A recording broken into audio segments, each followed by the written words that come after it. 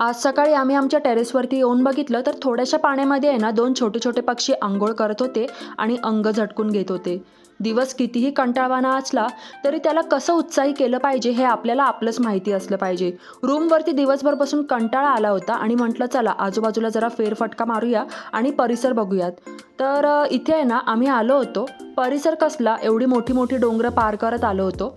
विचार केला की वरच्या भागाला सुद्धा एक छोटंसं गाव आहे असं ऐकण्यात आलं होतं आणि तेच बघण्यासाठी आम्ही जात होतो.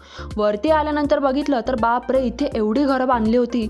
एवढं सगळं कन्स्ट्रक्शन होतं. कॅफे होते, रूम्स होते आणि रस्तेसुद्धा बांधलेले होते चांगले-चांगले.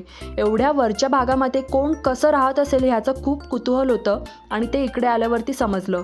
इकडची लाईफस्टाईल आहे ना खरंच खूप अवघड आहे. हे इकडे आल्यावरच आपल्याला राहिल्यावरच कळतं. नाहीतर आपल्याला कसं पुण्या मुंबईत आपल्या शहरात राहून इकडच्या भागाचं खूप कुतूहल असतं आणि आपल्याला वाटतं की अरे वा ह्यांचं किती छान छान आहे जगणं आणि राहणं. तर असंच काहीसं आहे.